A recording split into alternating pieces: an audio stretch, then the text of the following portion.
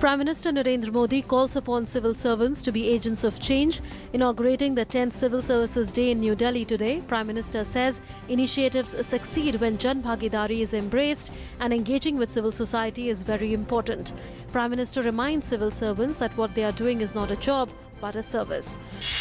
Prime Minister Narendra Modi today presented awards to meritorious civil servants for excellence in implementation of priority programs of the government. 10 districts were awarded the Prime Minister's awards this year under the 4 priority programs, namely Pradhan Mantri Jan Dhan Yojana, Swachh Bharat Mission Grameen, Swachh Vidyalaya and Soil Health Card Scheme.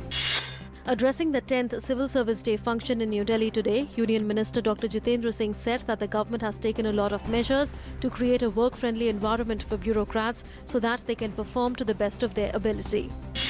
Uttarakhand High Court has set aside the proclamation imposing President's rule in the state and ordered a fresh floor test on 29th April. The court said material considered for imposing President's rule has been found wanting. It also said that Article 356 was imposed in Uttarakhand, contrary to the law laid down by the Supreme Court.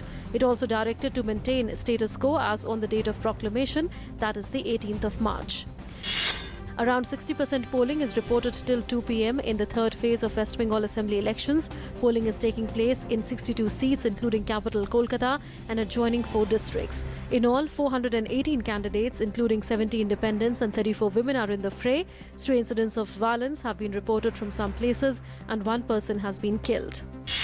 In Jammu and Kashmir, 3 unidentified militants were killed in the operation in North Kashmir's Lolab area in Kupwara district. An army spokesman said that 3 unidentified militants were killed in Putshai area of Lolab forests in the district. Meanwhile, another encounter has been reported from Pulwama district. Defence Minister Manohar Parrikar today said that DGMO's level hotline with China will be a reality soon. Speaking to reporters in New Delhi, Parrikar said there will be frequent and increased interactions with China for better border management. On his recent visit to China, he said discussions were held in a very positive atmosphere. Intense heat wave has gripped several parts of the country. There is no respite from the heat for people in Bhopal. In the wake of the rise in temperatures, all schools in Bhopal district of Madhya Pradesh have been closed.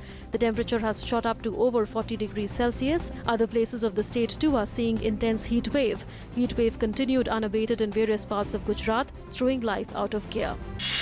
Attorney General has defended the decision to penalize telecom companies on the issue of call drops in the Supreme Court. Attorney General Mukul Rohatgi in the court said that telecom companies are not making any investment on their networks and have a revenue of 250 crore rupees per day.